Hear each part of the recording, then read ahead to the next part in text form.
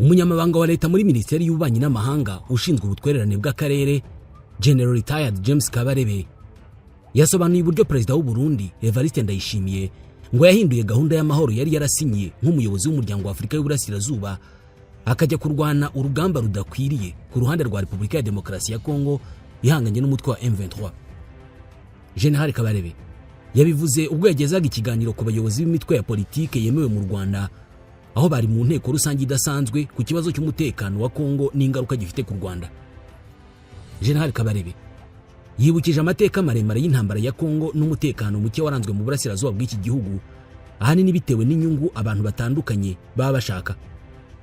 Mu ngero yatanze yibukije amakuru yo mu 2022 ubwo intambara yahanganishije leta ya Kongo na M23 yatangiraga.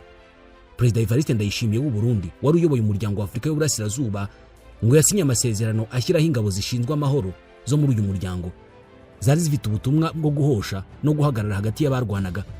Ati izo ngabo zimaze guhabwa ubutumwa bwo kugarura amahoro muri Kongo, Perezida Ndayishimiye yaciye inyuma kubera guharanira inyungu ze bwite ngo ajya kurwana ku ruhande rwa Kongo yirengagije amasezerano yaramaze gusinya we ku giti cye nk'umuyobozi w'umuryango wa Afurika y'Uburasirazuba w'icyo gihe.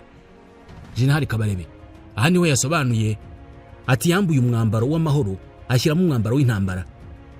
Nkaho ibyo bitari bihagije, Perezida Felix Tshisekedi wa Repubulika ya Demokarasi ya Kongo nawe wari wasinye amasezerano ashyiraho ingabo z'umuryango wa Afurika y'Uburasirazuba zishinzwe amahoro mu gihugu cye akabisinyira mu muryango wa Afurika y'Uburasirazuba ngo yaciye inyuma none hazirukana ku giti cye ntawe agishije inama kubera ko yashatse ko zikora amakosa zikamurwanirira kandi atari bwo butumwa zari zifite. Avuga ku ngabo z'ibihugu by'umuryango w'ubukungu wa Afurika y'Amajyepfo zamenyekanye mu butumwa bwa Sami DRC muri iyi minsi, General Kabarebe yavuze ko ibi bihugu ngo byakoze ikosa risa n'iryo n'ubundi byakoze mu 2012 ubwo M23 yahanganaga na Kongo bwa mbere. Yavuze ko ibihugu byari byivanze muri iyi ntambara n'undi ari byo byagarutse ejo bundi mu 2022. Ibyo bikaba ari Afurika y'Epfo, Tanzania na Malawi. Ibi bihugu ngo byohereje M23 mu bihugu bituranye na Repubulika ya Demokarasi ya Kongo ndetse n'ubu ngo byibwiraga ko ariko bizagenda. Icyo gihe cya mbere ngo nabwo bafatanyije n'umutwe w'iterabwoba wa FDLR ndetse n'ingabo za MONUC nk'uko n'ubu bisuganije bagafatanya na MONUSCO. General Kabarebe yavuze ko abaje bashaka gufasha Kongo ngo bari bazi ko Kongo ifitanye na FDLR umugambi wo gutera u Rwanda no gukuraho ubutegetsi buriho, bityo rero nabo ngo ubwo babaye abafatanya bikorwa bo gukuraho ubutegetsi bw'u Rwanda. Ni nayo mpamvu u Rwanda rwakajije ubwirinzi bwarwo. Umunyamabanga wa leta muri Minisiteri y'Ububanyi n'Amahanga General James Kabarebe kandi kuri iyi tariki ya 25 y'ukwezi kwa kabiri yasobanuriye abagize ihuriro ry'imitwe ya politike yemewe mu Rwanda uko ibibazo bya Kongo byavutse bigakura bikaba inzitizi y'umutekano ku Rwanda. General Kabarebe yerekanye impamvu eshatu z'ingenzi zitangirira kuri Zaire aho nyuma y'urupfu rw'uwari minisitiri w'intebe wa Zaire Patrice Lumumba ngo igihugu cyahise gitangira kujya mu bibazo bya politike ndetse n'imitwe yitwaje intwaro igatangira kuvuka. Ubuyobozi bwa Kongo nabwo ngo bwabigizemo uruhare muri iyo myaka yose kugeza ku gihe cya Perezida Mobutu Sese Seko wemereye impunzi z'abanyarwanda zivanzemo ex-FARC kwinjira muri Zaire zitwaje intwaro ziremereye nyuma yo gukora jenoside yakorewe abatutsi mu Rwanda. Ikindi kandi ngaba bitwaje intwaro batujwe hafi y'umupaka w'u Rwanda na Kongo mu gihe abari barahungiye mu bindi bihugu nka Tanzania bambuwe intwaro bakajyanwa kure y'imipaka. Umuryango mpuzamahanga nawo ngo wabigizemo uruhare ntiwaharanira ko aba bakoze jenoside bamburwa intwaro. Nk'uko General Kabarebe yabivuze, u Rwanda rujya mu ntambara ya Kongo ya mbere mu 1996 rwari rugiye gucyura impunzi kubera ko zari zaranatangiye gushaka gutera igihugu. Intambara ya Kongo ya kabiri nayo ntabwo yari itandukanye n'iya mbere, uretse ko Laurent Désiré Kabila wari wafashijwe n'u Rwanda kugera ku butegetsi yatangiye gushaka gutera u Rwanda. General Kabarebe yavuze amavu n'amavuko ya FDLR, umutwe wiganjemo abagize uruhare muri jenoside yakorewe abatutsi watangiye witwa Aliri ya mbere na Aliri ya kabiri. Yanavuze uburyo umutwe wakomeje kwiyubaka ugafashwa n'ingabo za Kongo na MONUSCO. Ati MONUSCO yafashaga FDLR bagacuruzanya amakara bagashyiraho amabariyeri n'ibindi. Yavuze ko kuva M23 yatangira urugamba na Kongo ngo nibwo bwa mbere umuryango w'abibumbye urimo gukoresha imbaraga zikomeye mu bikorwa byihishe inyuma yo kugarura amahoro, peacekeeping. Yagize ati umuryango mpuzamahanga ukwiye kubiryozwa kubera ko itsinda ry'impuguke ry'uyu muryango ryakomeje kuvuga ko MONUSCO ifasha FARDC kandi FARDC ifatanyije na FDLR. Ni ntakomereza avuga ati iyo bavuga ngo baratanga ibihano ahubwo nibo bakwiye gufatirwa ibihano. Mu bindi General Kabarebe yasobanuye yavuze uburyo umutwe uhanganye na leta ya Kongo wavutse ukarwana n'iki gihugu kugera ubwo mu 2013 wacitsemo ibice bibiri, kimwe kikajya muri Uganda abandi bagahungira mu Rwanda. Yasobanuye uburyo bamwe mu bayobozi b'uyu mutwe bafashwe barimo Jean Bosco Ntaganda waharaniraga kurengera uburenganzira bw'abahema bicwaga ariko bikaza kumuviramo gufungwa. Ati impamvu Bosco Ntaganda yatoranyijwe wenyine akaregwa muri ICC nuko yari umututsi, ni nacyo yazize. Avuga ko Ntaganda yinjira mu Rwanda ngo u Rwanda rwanze kwiteranya ruramutanga bamwohereza mu rukiko mpuzamahanga mpanabyaha. Yasobanuye kandi uburyo igice cya M23 cyayoborwaga na Sultan Makenga ngo cyahungiye muri Uganda ariko bigeze mu 2016 barambirwa kuba mu nkambi bigira mu birunga bya Nyiragongo n'intwaro zabo, ariko Perezida Tshisekedi ntabwo yigeze agira umwete wo gukemura ikibazo barwaniraga cy'ihohoterwa rikorerwa abanyekongo b'abatutsi bavuga ikinyarwanda. General Kabarebe yagize ati mu 2018 wari Perezida Kabila Joseph yafashe Tshisekedi bagirana amasezerano amuha ubutegetsi. Ati icyo gihe Perezida Paul Kagame yarayoboye umuryango wa Afurika yunze ubumwe yumva ko agomba gufasha Perezida mushya wa Kongo. General Kabarebe akomeza ariko avuga ko Tshisekedi yakomeje kugira imyifatire idasanzwe aho ingabo z'igihugu cye zakomeje kurasa ku Rwanda ndetse zikanashyigikira ibitero by'umutwe wa FDLR ku Rwanda kugera mu 2021 aho yateguye intambara yo guhirika ubutegetsi bw'u Rwanda. Ati Tshisekedi ashyiraho ibihe bidasanzwe mu 2021 Igoma yararimo gutegura intambara. Ati yazanye imitwe yitwaje intwaro yose agirana nayo amasezerano ariko M23 ayigizayo. Mu minsi yakurikiyeho nibwo M23 yateye Kongo itangirije intambara ibunagana ku mupaka wa Uganda na Kongo. Nubwo byagenze gutya ariko ngo Tshisekedi yarebesheje imbunda mu Rwanda arasa u Rwanda. Urugero ni nk'igihe haburaga icyumweru ngo habe inama ya CHOGM ngo abajenerali ba Kongo bashutse Tshisekedi ngo biteguye gutera u Rwanda bakarufata mbere yuko CHOGM iba agahita yitwa Grand Président du Congo ngo nawe arabyemera. General Kabarebe yavuze ko ubwo Kongo yakomezaga kurasa u Rwanda ngo nibwo u Rwanda rwafashe ingamba zo kwirinda ku buryo bukomeye. Avuga ko Kongo yafashe intambara ya M23 ngo ihindura y'u Rwanda na Perezida Emmanuel Macron w'Ubufaransa ubwe asaba Perezida Kagame ngo asabire M23 isubira inyuma. Yagize atayo yari amayeri yo kugira ngo berekane ko u Rwanda ari rwo rutera inkunga M23. Icyo gihe M23 yasubiye inyuma ariko barakomeza barayirasa. Ibirebana no gutegura gutera u Rwanda kandi byagarutsweho muri iyi minsi nyuma y'aho umutwe wa M23 ufatiye umujyi wa Goma. Umujyi wa Goma umaze gufatwa ngo hari intwaro nyinshi zasanzwe muri uyu mujyi zari zarateganyijwe kurasa ku Rwanda. Bamwe mu banyamakuru bamaze iminsi muri uyu mujyi wa Goma bagaragaje uburyo hari haranateguwe ahazaraswa mu Rwanda ubwoko bw'intwaro zizakoreshwa ndetse ngo byanatekerezwaga ko hari bamwe mu bagize FDLR ndetse na FARDC ngo bashobora kuba bari barinjiye mu Rwanda kubera ko abenshi bari hafi y'u Rwanda. Umunyamakuru wa The New Times James Munyaneza ni umwe mu bamaze iminsi aho ngaho i Goma wabonye ibimenyetso byinshi bigaragaza ko u Rwanda rwendaga guterwa.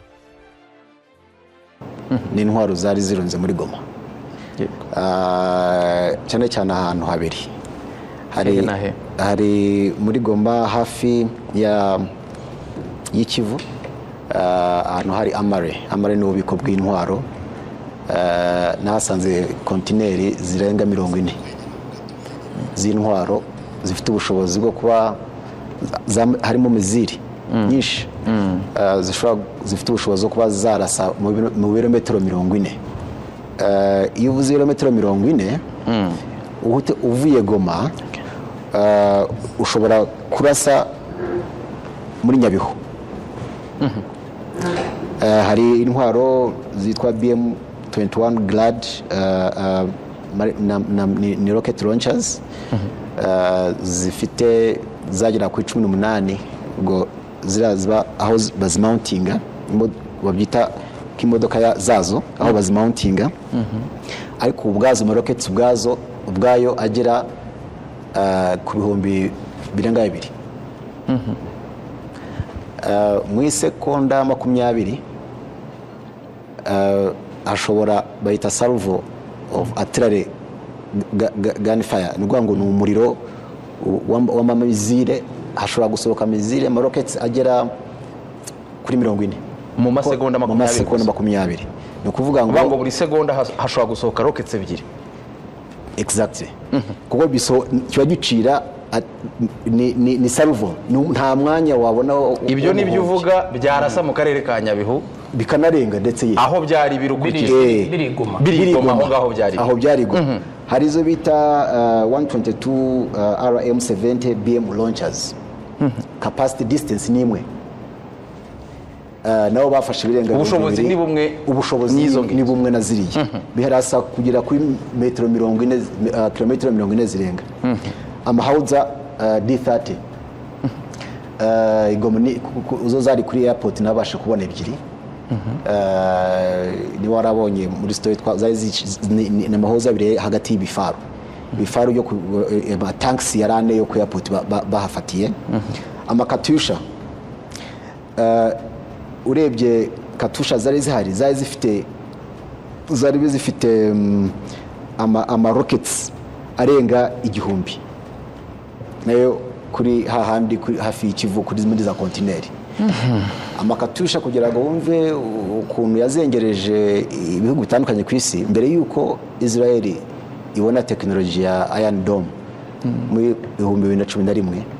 Katusha zizo zazengereje zo muri Hezbollah bataraza ikoranabuhanga ryo kubimira hakaza ama anti aircraft. So hari cartridges ibirimo amasasu birenga miliyoni zirenga. Wareba byari ku kibuga cy'indege ubwabyo, wareba ibyo byari ku Kivu, uyo byari ku Kivu, ndaguye ko byari ama containers arenga 40 byari bishyashya bifunze. Harimo byari bifite labels z'u Burundi, hari byari byinshi byanditseho ko ari igihugu cy'u Burundi, byari sealed neza bifite imibare yabyo by'igisirikare cy'u Burundi FDNB.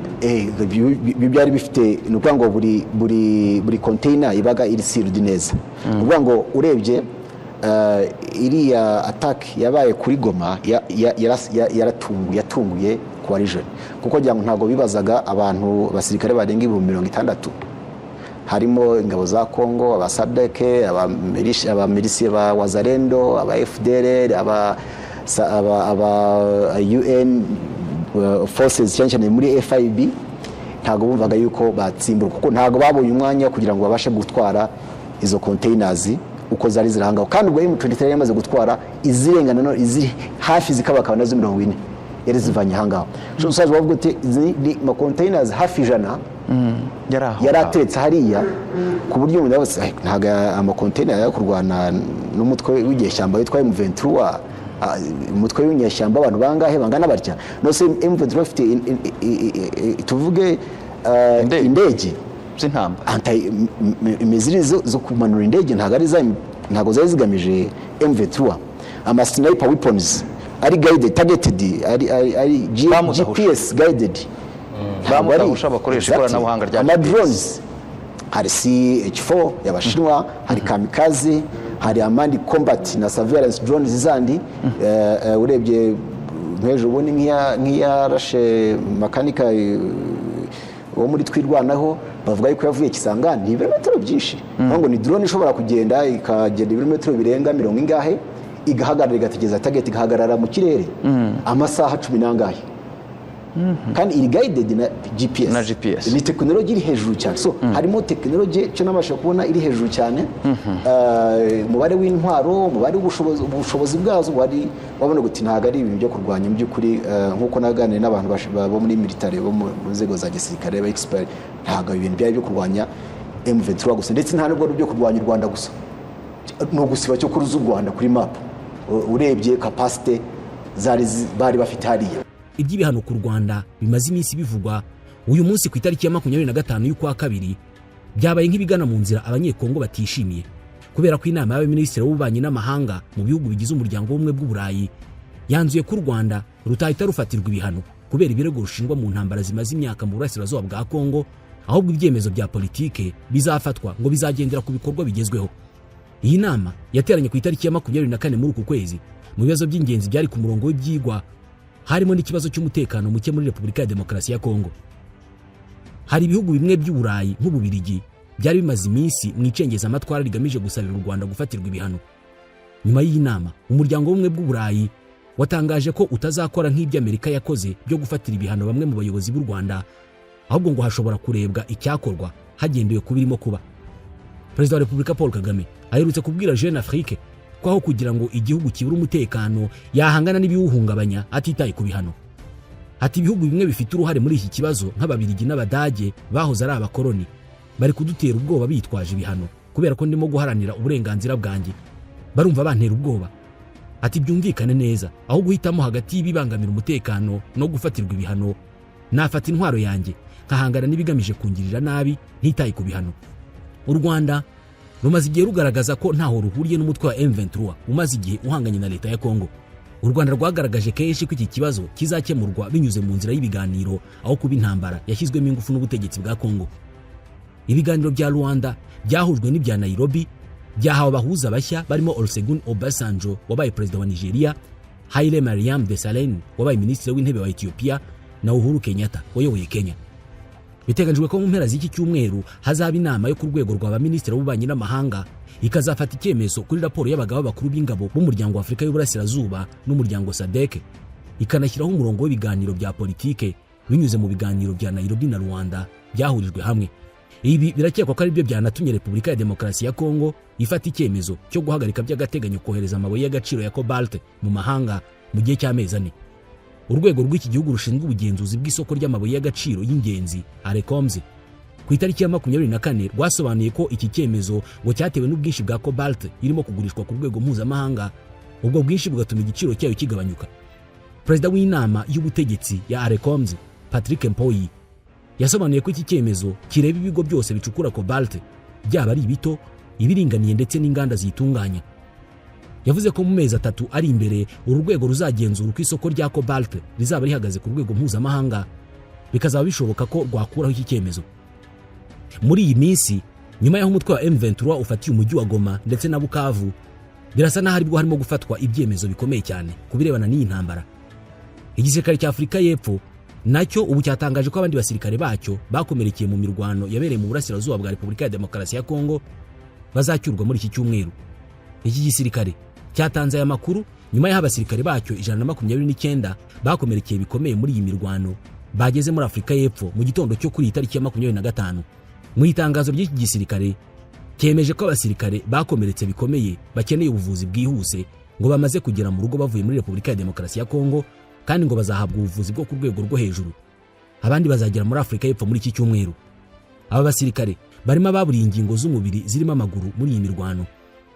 Batahanye n'abandi 40 bo muri Malawi na 25 bo muri Tanzania nabo bakomeretse bikomeye. Banyuze ku mupaka w'u Rwanda i Rubavu babifashijwemo n'umuryango w'abibumbye wabatije imodoka bakomereza ku kibuga mpuzamahanga cy'indege cya Kigali. Aba basirikare babaga mu bigo bya Loni mu nkengero z'umujyi wa Goma na Sake mu ntara ya Kivu y'Amajyaruguru, aho bari bacungiye umutekano n'abarwanyi b'umutwe witwaje intwaro wa M23. Hari abandi barenga 1000 bakiri muri ibyo bigo hamwe n'ibikoresho bya gisirikare birimo intwaro, nabo M23 iracyabacungira umutekano. M23 yaherutse kuvuga ko abasirikare bahoze mu butumwa bw'umuryango wa Afurika y'Amajyepfo ngo bagomba gusubira iwabo bakareka kwivanga mu ntambara yo muri Kongo itari yabo. Iby'iyi ntambara birimo kwihuta cyane, amakuru yayo arasohoka buri munsi, natwe turakomeza kuyabagezaho.